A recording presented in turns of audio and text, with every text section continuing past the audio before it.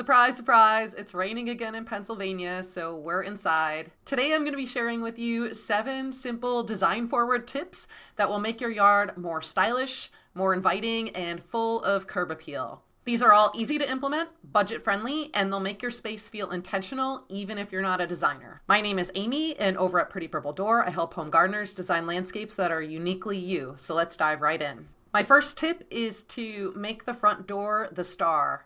If there's one focal point your front yard should have, it's your front door. First, you can start by making sure that there's a very clear path leading to your door. If your walkway is narrow, if it's off to the side, or if it's hidden in any way, try to widen it, highlight it, or even soften the edges with low plantings. Next, you can add contrast to make your door pop. A bold color, purple maybe, a stylish set of house numbers, or a pair of flanking planters can draw the eye right into your front door. And symmetry also helps a lot with this too. Even loose symmetry, like matching pots on either side, lanterns, or planting the same thing on either side of your walkway, can instantly make the entry feel polished and intentional. In many designs, your front door is also your focal point, so lean into that. Add a statement container, a flowering arch, or even a standout tree that pulls attention towards the entrance of your property. As many of you know, my front door is purple, and I chose the color based on the meanings of colors. So you can also go that route and look up different meanings of colors to find out what resonates with you and paint your door that color. For those of you who don't know, purple is a sign of creativity and open-mindedness. And also maybe that a witch may live in the house, which I didn't know when I painted it, and I swear I'm not a witch. My next tip for increased curb appeal is to use repetition. Repetition is one of the easiest ways to make your front yard feel like it was designed by a pro. Repeat colors, plant shapes, or materials across your yard to create unity and flow. I use a few different planting patterns to help people get this right, so let me show you what I mean. There's the drift planting, the same plant in small, odd number groups for a bigger impact. There's the tier, your classic tall in the back and short in the front layout. There's the weave, which is mixing heights casually for a more natural or cottage style look, and the star, where you design around a key plant or a key feature or focal point to really make that plant or focal point shine. Each of these approaches helps keep your garden looking cohesive and not chaotic. So repetition is always key, and I always use it.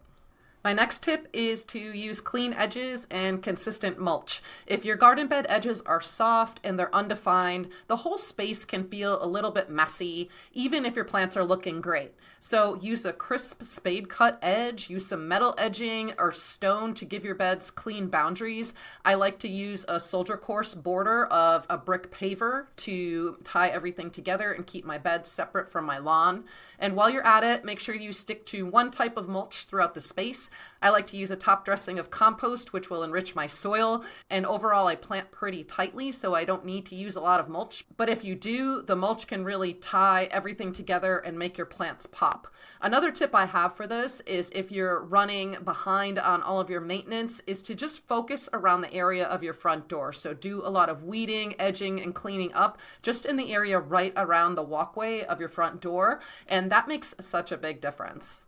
My next tip is to layer your garden beds, but go beyond that. So let's talk about layering beds. You've probably heard the advice, tall plants in the back, medium in the middle, short in the front. I just explained that in the arranging plants section of this video, and that's a great starting point. But if your layered garden still feels flat or underwhelming, it's because tiered height isn't really enough to get that layered cottagey style look to your garden beds. You also need a mix of different plant types, different shapes and forms. You need evergreens for structure, perennials for color, and finely textured plants to fill in the gaps. So there's a lot more to it than just tall in the back and short in the front. If you want to learn more about how to actually create layer gardens that look amazing all year, I talk a lot about this in my new free class, which is called Why Traditional Style Gardens Don't Work and What Does. And I'm going to leave a link to that in the description below so you can check it out. It's about an hour long and it's completely free.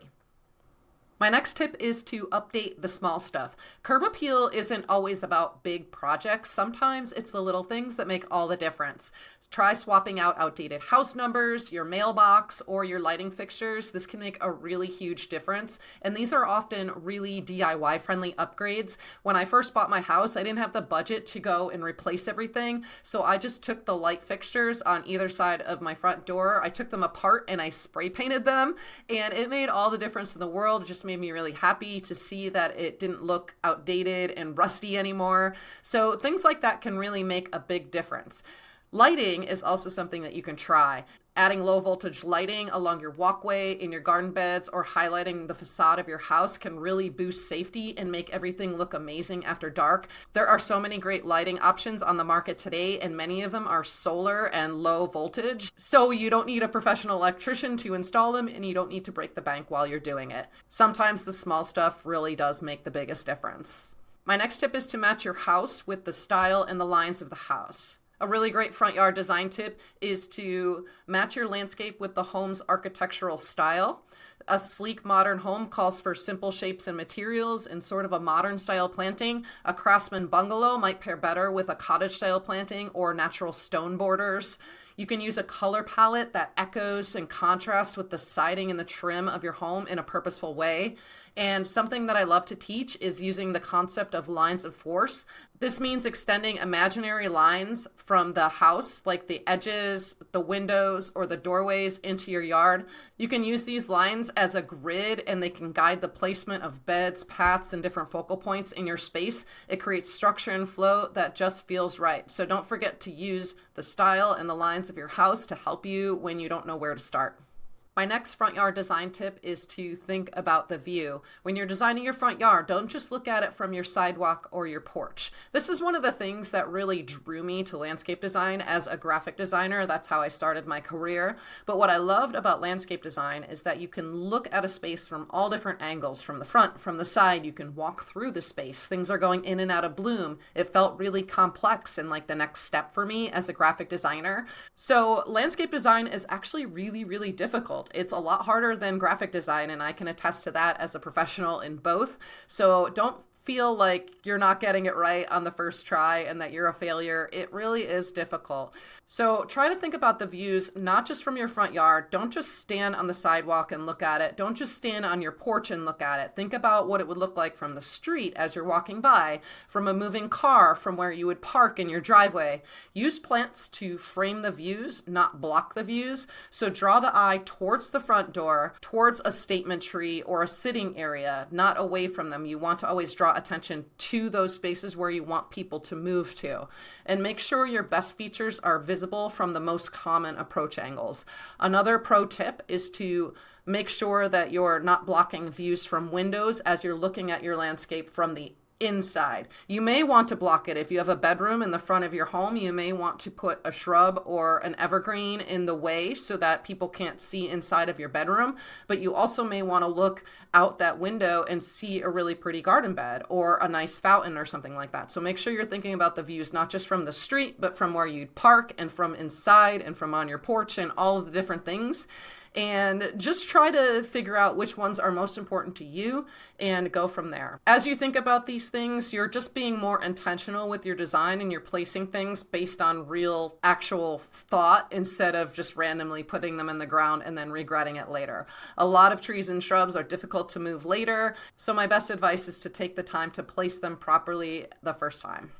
As you can see, you don't really need to tear up your whole yard or spend a fortune to boost your curb appeal. Just a few intentional design choices like repetition, clean lines, and honoring your home style can make a really big difference. Remember I said it's the small stuff. If you like this video, you're gonna love my video about the biggest curb appeal mistakes I see homeowners make. I'm gonna leave a link to that video right here, and I'll see you over in the next one.